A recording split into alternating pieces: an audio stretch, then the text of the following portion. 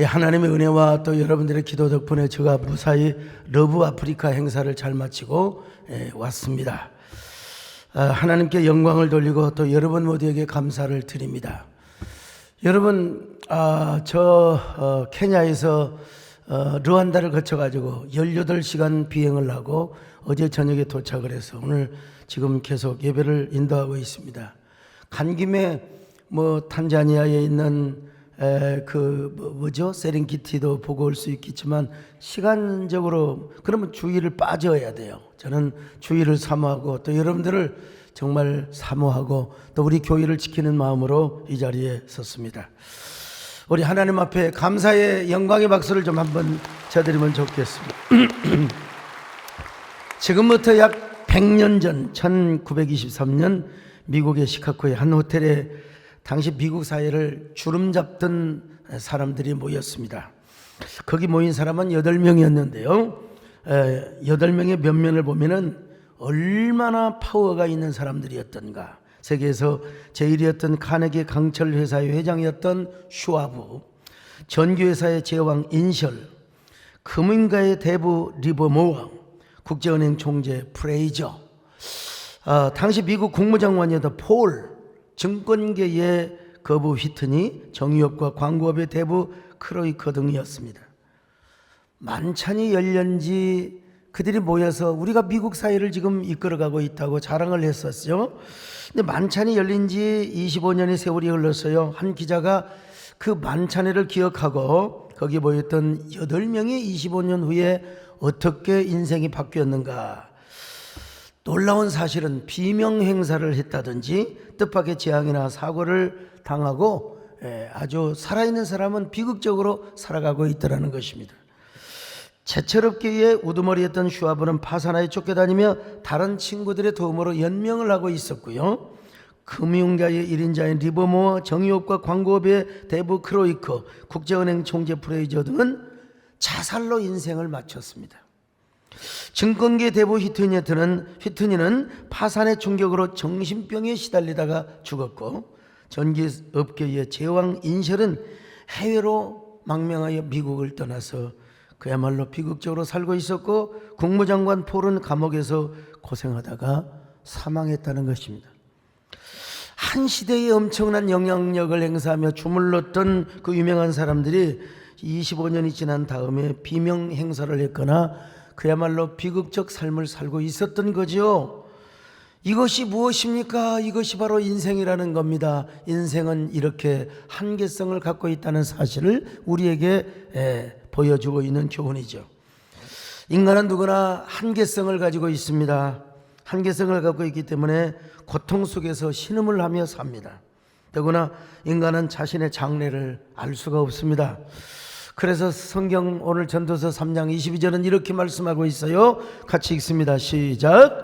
그의 뒤에 일어날 일이 무엇인지를 보게 하려고 그를 도로 데리고 올 자가 누구이랴. 자, 이 말은 어떤 말이냐? 쉽게 말하면 이렇게 두 가지로 해석할 수 있는데요. 죽음 이후에 일어난 일을 아무도 모른다는 겁니다. 또 하나는 죽음 이후의 일이건 죽음 이전의 일이건 장래 일을 어느 누구도 알 수가 없다는 의미입니다. 이 둘 중에 하나의 의미죠. 헨리 나우인이 쓴 죽음 가장 큰 선물이라는 책이 있는데요. 거기 보면 이런 얘기가 나옵니다. 어머니의 자궁 안에 이란선 쌍둥이가 있는데 여동생이 오빠에게 이렇게 말합니다. 오빠, 우리가 저 밖에 나가면은 우리를 만든 엄마와 아빠가 기다리고 있을 거야. 오빠가 대답합니다. 너 쓸데없는 생각을 하고 있구나. 너와 나는 그냥 우연히 만들어진 존재야. 동생이 말합니다. 아니야 오빠, 지금 여기보다 더 아름다운 삶이 우리에게 있을지도 몰라. 저 예쁜 꽃들이 있고 맑은 하늘이 있을 것이며 새들이 노래하는 정말 우리가 마음껏 자라고 뛰어놀 수 있는 공간이 있을 거야. 오빠는 이렇게 되받칩니다. 아니야, 내 머릿속에 누가 그렇게 나쁜 생각을 넣어주었느니 우리가 탯줄을 꽉 붙잡고 있으면 여기서 우리가 행복하게 살 수가 있잖아. 동생이 말합니다. 아니야, 저 바깥에 나가면 우리를 만든 엄마와 아빠가 기다리고 있을 거야. 우리를 사랑해주는 엄마와 아빠가 기다리고 있을 거야. 여러분, 지금 그 갓난이 가운데 여자아이는 이 바깥 세상의 소망을 지금 보고 있고요. 이 남자 오빠는 지금 몰라 불가지론자를 지금 의미하고 있는 것이죠. 오늘날 뱃속에 있는 저 오빠들처럼 불가지론자들이 얼마나 많은지 몰라요. 도대체 아무것도 모르겠다는 것입니다. 장래도 모르고 영원한 세계도 모르고 천국도 모르고 지옥도 모르고 모른다는 것입니다. 광주신학교에서 저를 가르치셨던 김한식 교수님이 쓰신 젊은이 논어 읽기라는 책이 있습니다. 이 책은 논어를 젊은이들에게 편하게 읽고 이해하도록 쓰신 책인데, 거기 보면 공자가 죽음에 대한 이야기를 하는 걸 제가 봤어요. 근데 뭐라고 얘기하냐, 현재의 삶을 잘 살아야 죽음도 알 수가 있다는 것입니다. 공자 역시 죽음 이후에 대한 삶을 절대로 알지 못했습니다. 현재의 삶도 모르는데 어찌 내세의 삶을 알겠느냐. 여러분 우리 다 중고등학교 다닐 때 배운 이야기 아닙니까? 논어는 삶의 지혜에 대해서, 군자의 도에 대해서 말씀을 하고 있습니다. 또한 인의예지에 대해서 잘 이야기하고 있죠. 그러나 그런 공자도 죽음 이후에 영원한 세계를 말하고 있지를 못합니다. 모두 이 땅에서 살아가는 삶의 지혜만 언급하고 있습니다. 그러나 오늘 본문을 보니까 우리 하나님만이 영원하시고 하나님이 행하시는 일은 영원하다고 말씀하고 있습니다. 이 일에 우리가 보탤 수도 없대요. 이 일에 우리가 더할 수도 없대요. 이러한 삶의 과정을 통해서 우리는 하나님을 경외하고 두려워하지 않을 수가 없는 것이죠. 자, 전도서 3장 14절을 같이 읽습니다. 시작. 하나님께서 행하시는 모든 것은 영원히 있을 것이라 그 위에 더할 수도 없고 그것에서 덜할 수도 없나니 하나님이 이같이 행하시면 사람들이 그의 앞에서 경외하게 하려 하심인 줄을 내가 하나님이 하시는 일은 영원하다는 것입니다. 그래서 그 일에 우리는 더할 수도 없고 덜할 수도 없다는 거예요. 하나님 바로 이러한 과정을 통해서 뭐 하느냐? 하나님을 경외하게 하는 거예요. 오늘 여러분 인생을 살아가면서 하나님을 경외하는 것이 우리가 최고죠 잘하는 일인 줄로 믿습니다. 하나님을 섬기는 것이 가장 복된 일인 줄로 믿습니다. 더구나 이 세상 일은요 대부분 돌고 돈대요. 옛날에 있었던 것이 지금도 있고 미래에 있을 것도 과거에 있었던 것이라는 것입니다. 다시 말하면 역사는 끊임없이 순환이 되고 반복이 된다는 것입니다. 그런데 이 역사의 반복을 누가 주관하시느냐? 하나님이 주관하세요. 이걸 윤회로 여러분 오해를 하시면 안 됩니다. 그저 세상에 있던 일이 다 돌고 돈다는 것이죠. 근데 이 모든 걸 누가 하시느냐? 하나님이 하신다는 거예요. 자, 전도서 3장 15절 같이 봅니다. 시작. 이제 있는 것이 옛적에 있었고 장래 있을 것도 옛적에 있었나니 하나님은 이미 지난 것을 다시 찾으시느니라. 하나님은 지난 것을 다시 찾으신다고 했어요. 더더군다나 이 세상에서는 하나님이 없이 행하는 일은 온전치가 못해요. 하나님 없는 재판, 하나님 없는 정의, 이거요 언제든지 얼마든지 불공정할 수 있다는 것입니다. 그것은 선택적인 정의가 될 수가 있고, 그리고 불공정한 재판과 심판이 될 수가 있다는 것입니다. 전도서 3장 16절을 보십니다. 시작. 또 내가 해 아래서 보건대 재판하는 곳 거기에도 악이 있고 정의를 행하는 곳 거기에도 악이 있도다. 자, 여러분 아무리 명판사가 재판을 잘해요. 근데 세상에 정의를 실천한다 하더라도 거기에 악이 있어요.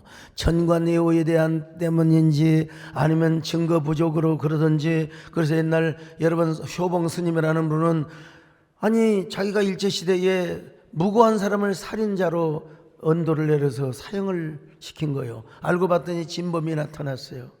그래 엿장수를 하다가 그것도 부족해서 머리를 깎고 스님이 되신 분도 계세요.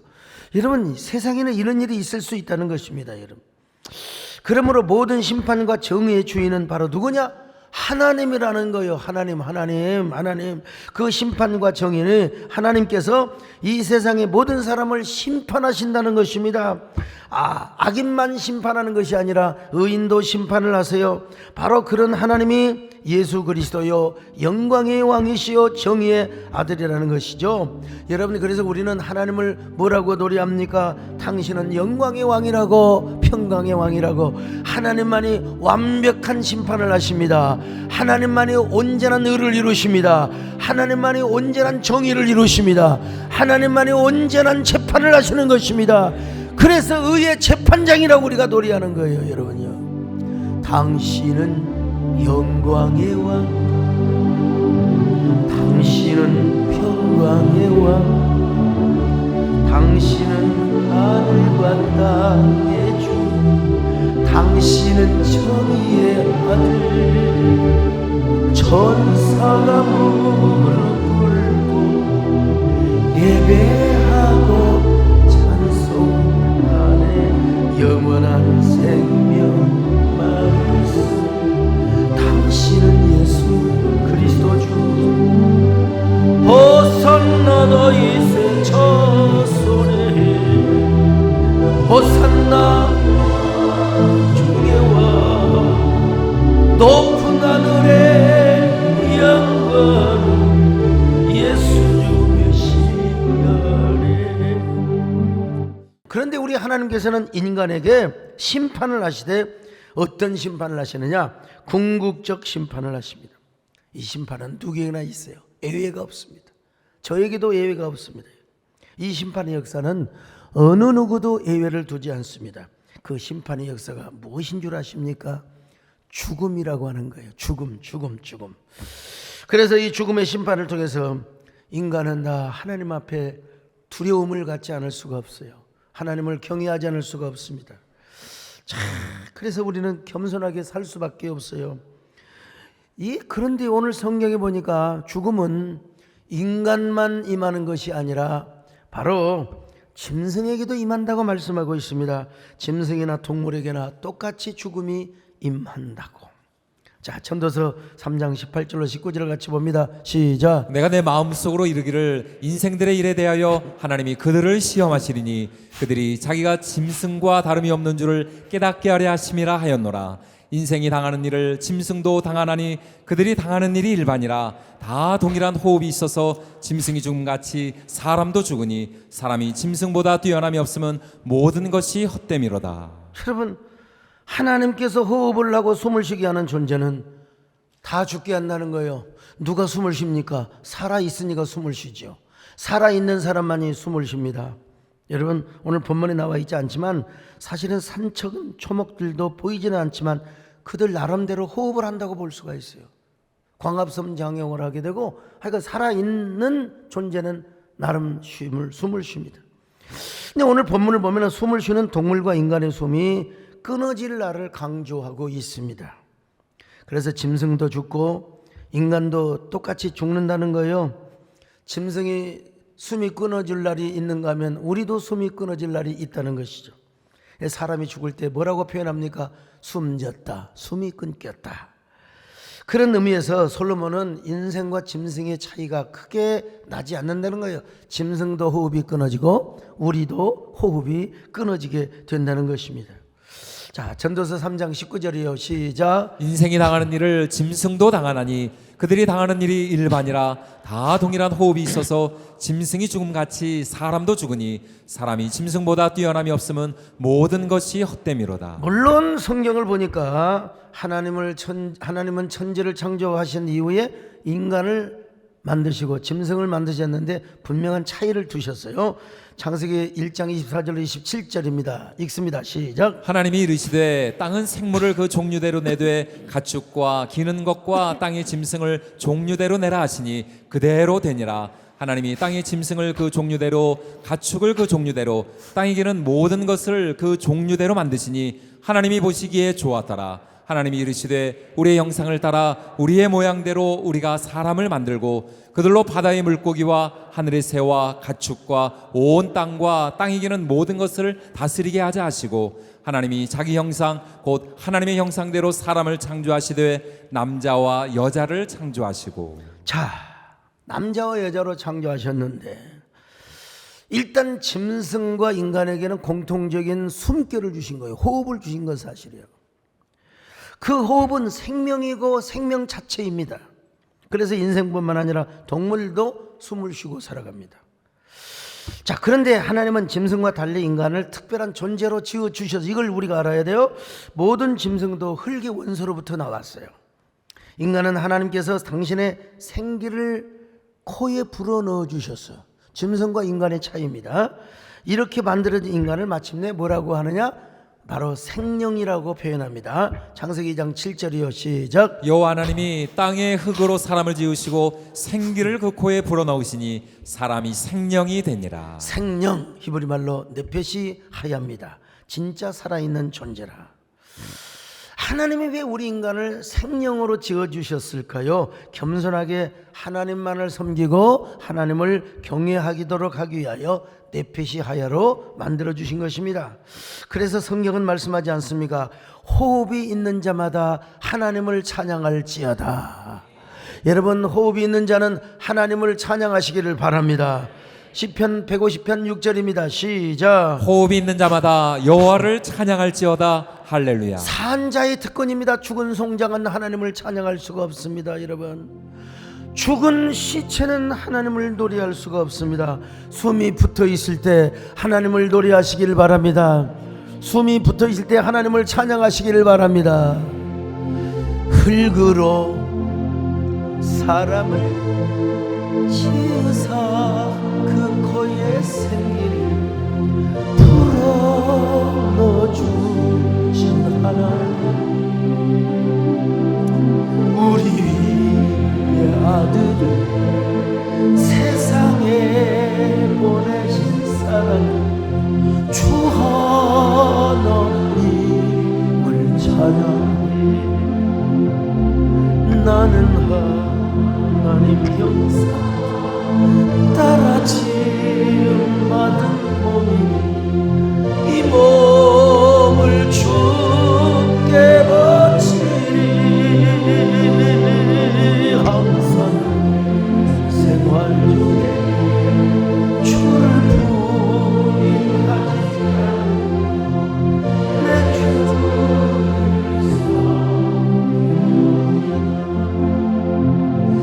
내 주를 섬기렵니다. 근데요, 저도 이거 몇 년 전에 깨달은 얘기인데, 아이러니하게도 인간에게만 네페시 하야를 붙여준 게 아니더라고요. 나는 인간에게만 네페시 하야로 붙여줬다고 그렇게 알고 있어요. 성경을 자세히 보니까 동물이나 짐승에게도 이 네페시 하야라는 칭호를 붙여주는 걸 제가 발견했어요. 창세기 2장 19절입니다. 시작. 여호와 하나님이 흙으로 각종 들짐승과 공중의 각종 새를 지으시고 아담이 무엇이라고 부르나 보시려고 그것들을 그에게로 이끌어 가시니 아담이 각 생물을 부르는 것이 곧 그 이름이 되었더라. 여기 각 생물이라는 말이 세상에 네페시 하야로 기록이 되어 있는 걸 봤어요. 어떻게 짐승에게까지도 네페시 하야라고 이렇게 기록을 해놨을까? 여러분, 해답은 이렇습니다. 네페시 하야라는 동물은 그 동물도 숨을 쉬기 때문에 숨결이 붙어 있기 때문에 살아있는 존재라고 이렇게 호칭을 해준 거예요. 그러나 인간은 하나님의 생기, 곧 니시마트 하임이라는 생기를 우리 코에다가 하나님이 부어넣어 주셨어요. 짐승들은요, 살아있는 생명체로만, 숨을 쉬는 존재로만 이렇게 만들었지만 인간은 하나님의 형상대로 하나님이 만들어 주신 거예요. 더더구나 인간에게는 영혼이 있는 영적인 존재이지만 짐승은 영적 존재가 아니라는 것입니다. 그래서 오늘 성경에서 사람이 죽으면 사람의 혼은 저 하늘 위로 올라가지만 짐승이 죽으면 짐승의 혼은 땅 아래로 내려간다고 말씀하고 있습니다. 전도서 3장 20절, 이 중요한 말씀입니다. 한번 다 같이 보실까요? 시작. 다 흙으로 말미암았으므로 다 흙으로 돌아가나니 다 한 곳으로 가거니와 인생들의 혼은 위로 올라가고 짐승의 혼은 아래 곧 땅으로 내려가는 줄을 누가 알리요. 요 구절을 근거해서 짐승에게도 혼이 있다고 주장하는 사람들이 있습니다. 과연 그럴까요? 짐승에게도 혼이 있는가? 어쩌면 짐승에게도 영혼이 있는가? 이런 질문을 할 수도 있어요. 여러분, 성경 원어를 찾아보니까 참 또 희한하게요, 사람의 혼도 루하으로 기록되어 있고 짐승의 혼도 루하으로 기록이 되어 있어요. 루하으란 말이 영혼이란 말도 있거든요. 영, 바람, 호흡 뭐 이런 뜻이 있는데, 생명이라는 뜻이 있는데, 아니 보면은 사람의 호흡이 끊어지면 사람의 혼은 위로 올라가고 짐승의 혼은 아래로 내려간다. 여러분, 이 구절을 잘 해석을 해야 됩니다. 아까 말씀드린 것처럼 이 루아흐는 영이라는 말도 있지만 동시에 바람, 호흡, 생명이라고 하는 뜻이 있어요. 그럼 오늘 말씀은 문맥에 따라서 해석을 잘 해야 됩니다. 원래 하나님께서 짐승을 만드실 때 영혼을 불어넣어 주시는 않았거든요. 당신의 생기 곧 니시마트 하임을 불어넣지 않으셨어요. 단지 숨만 쉬고 활동하는 살아있는 존재 네페시 하야가 되게 한 것입니다. 단순한 생명체. 따라서 사람의 영혼은 하늘로 올라가지만 짐승의 혼, 짐승의 생명은 땅으로 내려가야 한다. 내려간다. 이렇게 우리가 받아들여야 됩니다. 여기서 루아흐란 사람에게는 영혼으로, 그리고 짐승에게는 생명체의 의미로 번역을 해야 맞는 해석입니다.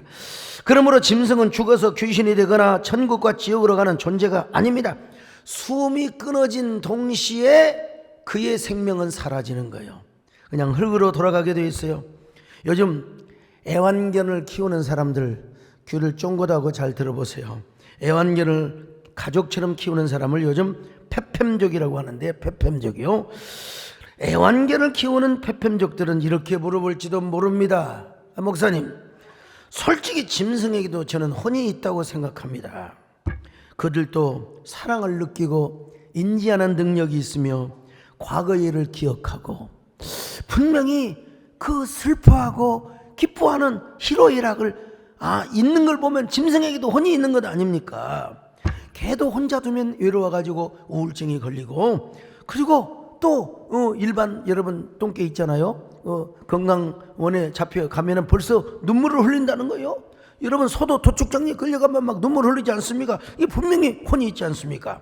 여러분, 그래서 일부 학자들은 짐승에게도 혼이 있다고 주장을 하는 분들이 있습니다. 특별히 천사박사라고 우리가 일컫는 토마스 아퀴나스 박사도 이 세 가지 혼이 있다고 주장을 해요. 첫째는 생혼, 산천 초목들이 살아있을 때 햇빛이 찌면은 웃고 방글방글 흔들리고 꽃이 피고, 이 생혼이라는 거예요. 생혼. 두 번째는 동물들에게 있는 각혼이 있다는 겁니다. 동물들의 각혼이 있다고, 그리고 사람에게는 영혼이 있다고, 그렇게 이제 주장을 하죠. 그래서 일부 학자들은 동물에게 각혼이 있다고 주장을 하는 분들이 실제로 있습니다. 동물이지만 인지하고 기억하며 슬퍼하고 기뻐하고 사랑하는 존재이기 때문이라는 거요. 이걸 각혼이라고 하는 거예요. 저는 이 주장을 싸가리 부정을 하고 싶지만, 사실 부정을 하는 것이 맞지만, 그럼에도 불구하고 그분들의 주장을 조금은 내가 좀 인정을 한다고 하면서 이걸 제가 한번 전개를 해나가 볼게요. 성경도 분명히 짐승의 생명을 네페시 하야라고 동의합니다. 여러분요, 성경이 나와 있기 때문에. 그리고 오늘 본문에서 짐승의 혼을 루아흐라고 표현한 것도 내가 분명히 인정합니다. 그럼에도 불구하고 진짜 성경적 세계관을 가지고 바로 이 짐승의 생명 혹은 혼을 이야기한다면, 그건 각혼으로 표현하는 것보다는 바로 본능에 가까운 혼, 더 정확하게 말하면 인지하고 기억하며 슬퍼하고 기뻐할 수 있는 생명적 본능, 하나님이 주시는 생명적 본능, 이걸 바로 짐승의 루아흐라고 말하는 것이 가장 적합하지 않는가, 이런 제가 생각을 해봅니다. 물론 일부 학자들의 주장대로 설령 짐승에게 각혼이 있다고 100번 만번을 양보한다고 합시다. 그러더라도 여러분, 짐승의 생명이 끊어지는 그 순간 생명도 사라지고, 만약에 각혼이 있다 하더라도 그 각혼도 다 사라지게 된다는 사실은 여러분 우리가 다 인정해야 된다는 것입니다. 생명이 사라지는 순간 여러분, 짐승의 생명이 바람과 함께 그냥 땅에 묻히는 거예요. 그렇기 때문에 그들에게는 내세나 영원히 있을 수가 없어요. 이 땅에 살아있을 때만 네페시 하야, 이 땅에 살아있을 때면 무슨 짐승의 혼이고 이런 표현을 쓸 수 있을지는 모르겠지만, 그들은 죽는 순간 그의 존재는 영원히 사라져요. 땅속에 묻히는 순간 아니 죽는 그 순간, 고기로 잡혀 먹는 그 순간부터 짐승은 영원히 사라지게 된다 이 말이에요. 그래서 하나님은 이 짐승들을 뭐라고 했어요? 노아 때에 잡아먹으라고 했어요. 식용으로 우리에게 허락해 주신 거예요. 우리 하나님이. 자, 창세기 9장 3절 시작. 모든 산동물은 너희의 먹을 것이 될지라 채소같이 내가 이것을 다 너희에게 주노라.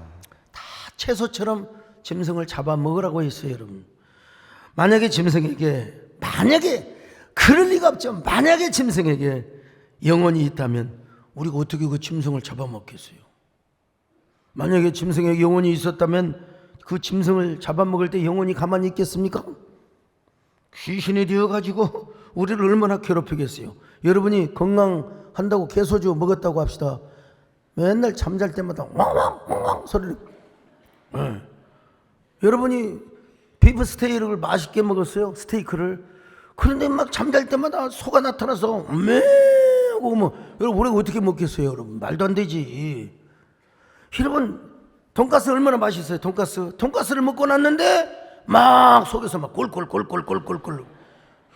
여러분, 짐승에게는 혼이 없다는 이야기를 성경은 이렇게 강조하고 있어요. 어류도 마찬가지입니다. 어류에게도 절대로 영혼이 있을 수가 없습니다. 그런데 정어성 시인께서 산낙지를 위하여라는 시를 썼는데, 이 시를 보면 참 이쁘고 멋있는데 시니까 그렇죠. 신촌 뒷골목에서 술을 먹더라도 이제는 참기름에 묻힌 산낙지를 먹지 말자. 낡은 플라스틱 접시 위에서 산낙지에 잘려진 발들이 꿈틀대는 동안 바다는 얼마나 서러웠겠니. 우리가 산낙지에 다리 하나를 입에 넣어 우물우물거리며 씹는 동안 바다는 또 얼마나 많은 절벽 아래 뛰어내렸겠니. 산낙지의 죽음에도 품위가 필요하다. 산낙지는 죽어가면서도 바다를 그리워한다. 온몸이 토막난 채로 산낙지가 있는 힘을 다해 꿈틀대는 것은 마지막으로 한마디 더 바다의 어머니를 보려는 것이다. 이게 바다의 어머니를 보려는 것이다. 세상에 정호성 시인이 신촌에서 새발낙지를 탁 먹는데 우물우물 하는 동안에 산낙지가 꿈틀대는 것은 뭐냐, 바다에 두고 온 어머니가 그리워서 그렇게 꿈틀거린다는 시상을 얻어가지고 썼어요. 뭐 그렇다고 정호성 시인께서 새발낙지를 안 드시느냐? 잘 드세요, 여러분요. 이건 시는 그냥 시로 끝나는 거죠. 만약에 낙지에게 영혼이 있다면 맨날 우리 위장을 달라붙어가지고 위궤양을 일으키고 위암을 만들 거 아니겠어요? 어디까지나 아름다운 이쁘고 쓴 시라는 겁니다, 여러분. 이런 걸 생각하면 우리가 어떻게 낙지 먹겠어요? 제주도 가서 마처럼 여러분 우리가 그 좋은 회를 먹잖아요. 다군발이나 아니면 또 무슨 도미회를 먹어요. 그때는 회만 나오는 게 아니에요. 그 죽어가는 몸뚱이에 눈을 끔뻑끔뻑 거리는 그 회를 그대로 둬요. 회대로 쳤는데 뼈다구와 그리고 눈을 그대로 보여줘요. 그러면 여러분 그 도미요 입을 이렇게 끔뻑끔뻑 하면서 눈을 끔뻑끔뻑 합니다. 여러분 이거 우리가 어떻게 먹습니까? 정호성 시인의 시를 생각하면 이 도미도 지금 바다의 어머니를 그리워하고 있구나. 바다에 두고 온 사랑을 그리워하고 있구나. 못 먹어요, 못 먹어. 먹을 거 하나도 없어요, 여러분요. 다 못 먹습니다, 여러분. 근데 우리 하나님은 이런 어류도 식용으로 허락해 주신 거예요. 왜 그런 줄 아세요? 영혼이 없어요, 걔들은. 생명적 본능만 있거든요. 제가 경기도 기독교 청년협회 대표회장을 할 때 타종교회 지도자들을 만나서 특별히 스님들과 식사를 하는데 제가 밥을 사라고 그래 밥을 뭘 살까요? 그랬더니 갈비를 사달라고 그래. 갈비를 사달라고요. 스님들 갈비 드셔도 되는 겁니까? 그랬더니 물론이죠. 우리도 영양 보충을 해야 되지 않겠습니까? 성경에 보면은 하나님이 다 잡아먹으라고 있지 않습니까? 그래서 그분들이 갈비를 먹을 때는 성경적이신 분들이구나 생각을 해봤어요. 잘 드시더라고. 아무튼 간에 영양 보충을 해야죠. 뭐 단백질이 있어야 되니까. 아무튼 짐승에게는 영혼이 없다는 거예요. 그 스님들도 영혼이 있다고 생각하면 여러분 그 고기를 드시겠습니까? 그러므로 집에서 키우는 애완견이 죽었다고 해서 너무나 지나치게 막 너무나 호사스럽게 장례식을 쳐드리고 이럴 필요까지는 있을까, 이런 궁금증을 제가 좀 물음표를 답니다. 사랑하는 애완견이 죽으니까 15년 뭐 17년을 살다가 죽으니까 좀 슬플 수는 있죠. 예, 슬플 수는 있죠. 그렇다고 여러분 장례식을 한다고 기독교 예식서를 갖다 놓고 다 죽은 강아지를 관 속에 넣어놓고 며칠 후 요단강 건너가 만나리, 우리 강아지 천국에서 만나자, 이거는 성경적이 아닙니다. 여러분요, 사랑했던 만큼 화장을 잘해서 잘 묻어주는 것은 좋지만은요, 언젠가 어떤 성도에게 전화가 왔어요. 눈물을 훌쩍거리며 자기의 사랑하는 애완견이 죽었다는 것입니다. 목사님, 저희 집에 오셔서 애완견 장례식을 치러줄 수 없습니까? 사람 장례식도 못 가는데 개 장례식이 어떻게 갑니까? 우리 교회 김원규 장로님 안 계신가? 그분도 십몇 년 동안 돌아가셨던, 십몇 년 동안 살았던 그 개가 죽었다고 저한테, 목사님 어쩌면 좋아요, 눈물을 꿀쩍. 장로님, 개들은 그냥 그렇게 사랑했던 만큼 잘 묻어주세요. 화장해가지고. 천국과 지옥이 없습니다. 개들은요, 영원히 없어요. 장로님, 그런 적이 있는데 우리 장로님이 얼마나 마음이 그냥 아주 불편해가지고 그렇게 오래 키웠다. 우리 김창훈 장로님도 마찬가지죠. 17년 동안 키운 개가 죽었다고 우리 전임포한 권사님이 막 슬퍼할 수는 있겠죠. 그러나 여러분, 그들에게는 영원히 없다는 걸 아셔야 돼요. 수년 전 이름만 대면 아는 유명한 목사님과 그 페이스북 친구 집사와의 지상 논쟁이 있었다고 합니다.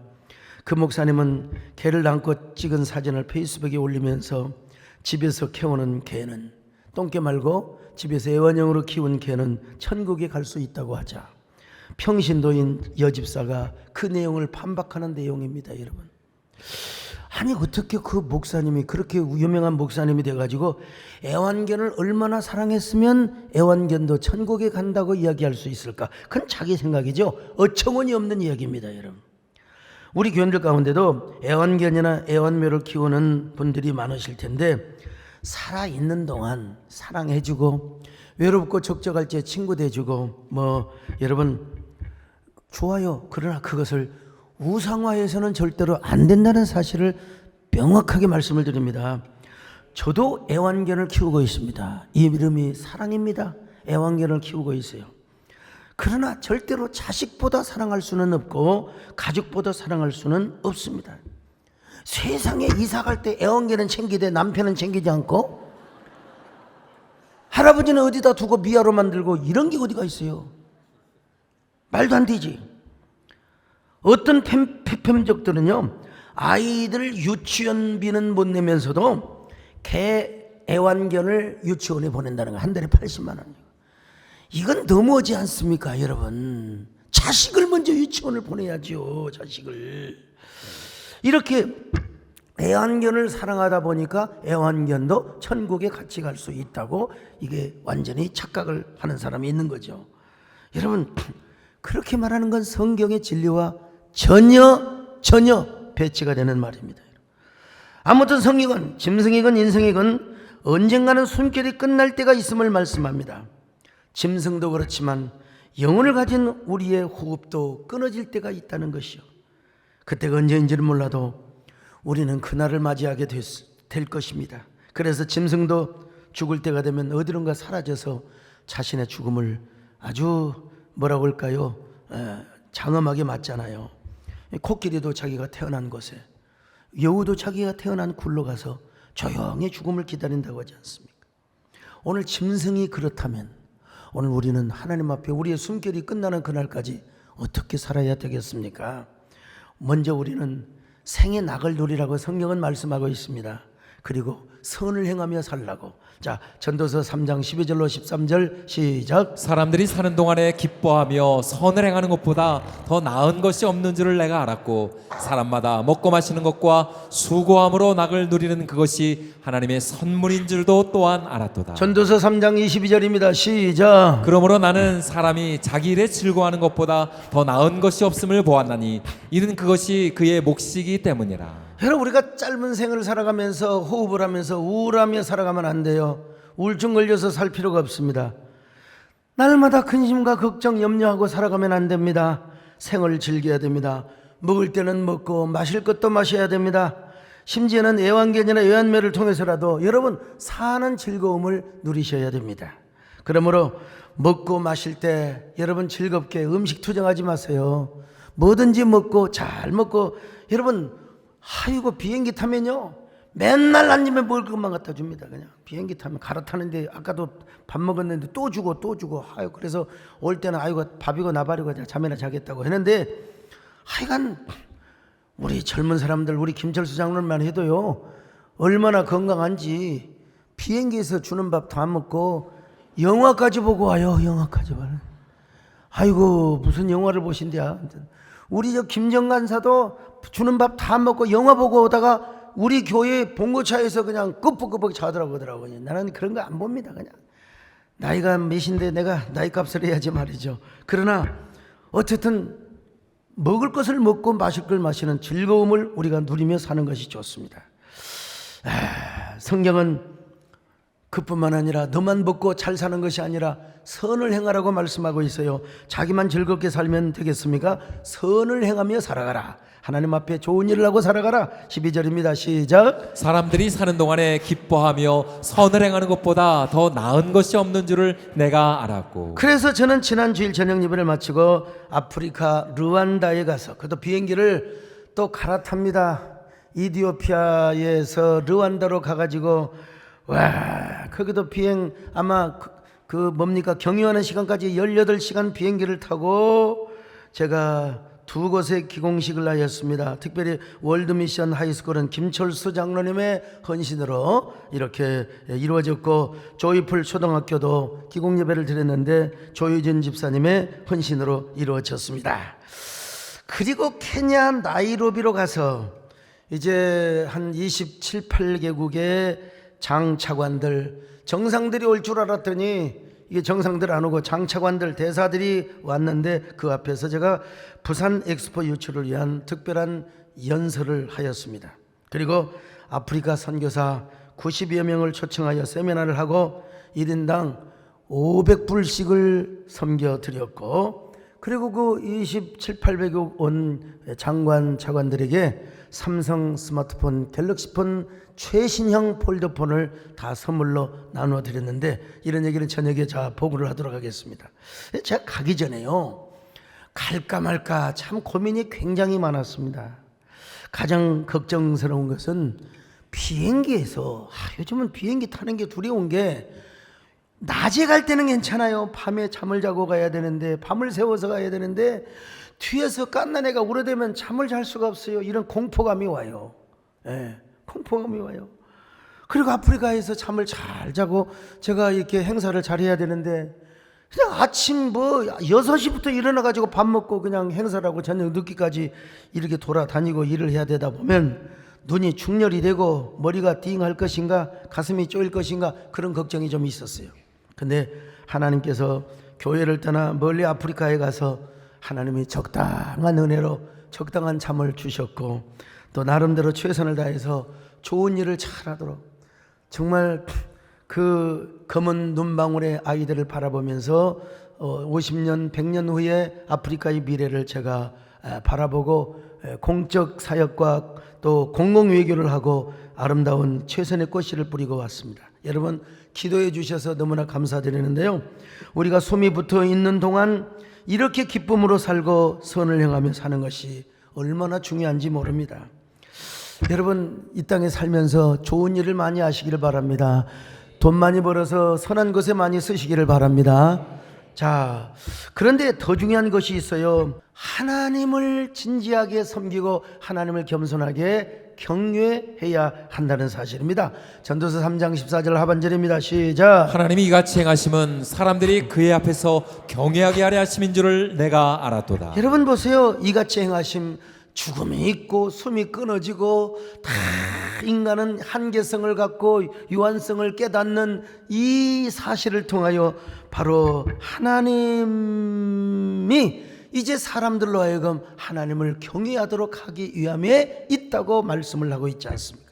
그러므로 우리는 숨결이 붙어 있을 때 하나님을 경외하고 잘 섬겨야 합니다. 아니, 숨결이 끊어지는 날을 앞둘수록 우리는 더 겸손하게, 더 진지하게, 더 두려운 마음으로 하나님을 섬겨야 됩니다. 이것이 바로 지혜자의 삶이요 전도서적 삶이라고 성경은 말씀하고 있습니다. 오늘 여러분 모두에게 여러분 하나님 앞에 이런 지혜로운 삶을 사시기를 축원합니다. 그래서 하나님이 주신 생명과 삶을 항상 즐기며 사시고 언제나 겸손하게 하나님을 경외하고 섬기며 사시기를 주님의 이름으로 축원합니다. 더 겸손하고 정직하게 하나님을 겸손하게 섬기며 사십시다. 우리가 언젠가는 숨결이 멎어요. 저도 이해가 없어요. 숨쉬는 그날까지 주님을 섬기기를 바랍니다. 주님을 경외하시기를 바랍니다. 주님을 노래하시기를 바랍니다. 하나님을 찬양하시기를 바랍니다. 흙으로 사랑을 지으사 그 코에 생긴 불어넣으신 주 하나님, 우리의 아들을 세상에 보내신 사랑이 주 하나님을 사랑해. 나는 하나님 형상 따라 지음받은 몸이니 이 몸을 주께 바치리. 항상 내 생활 중에 주를 부인하지 않는 내 주를 써. 나는 하나님의 형상 따라, 나는 하나님 형상 따라 지음받은 몸, 이 몸을 주께 바치리. 항상 내 생활 주를 부인하지 내 주를 섬기려. 가슴에 손을 얹고요. 하나님, 나를 하나님의 형상대로 지어주셔서 감사합니다. 오늘도 숨을 허락하여 주셔서 감사합니다. 숨쉬는 그날까지 하나님을 경외하게 하여 주옵소서. 우리는 분명히 짐승과 동물과 차별적으로 하나님이 만들어 주셨습니다. 짐승도 네피샤야라고 하지만 거기에게는 하나님의 형상이 없고 영혼이 없습니다. 우리에게만 하나님의 형상을 따라 영적인 존재로 지어주셔서 감사합니다. 하나님, 숨이 붙어있는 그날까지 하나님을 노래하게 하여 주옵소서. 하나님만 찬양하게 하여 주옵소서. 하나님을 두려워하게 하여 주옵소서. 하나님을 경외하게 하여 주옵소서. 여러분 함께 이런 삶의 결단을 할 수 있도록 조용하게 기도하시기를 바랍니다. 하나님을 섬기며 우리가 선을 행하게 하여 주옵소서. 아름다운 일을 행하면서 더 중요한 것은 하나님을 사랑할 수 있는 저희들 되게 하여 주시고 하나님을 경외하게 도와주시기를 바랍니다.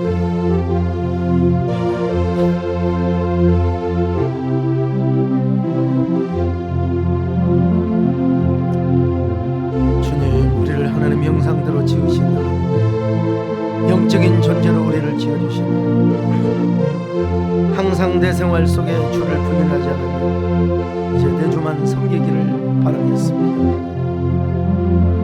항상 내 생활 중에 주를 부인하지 않으며 내 주를 섬기렵니다.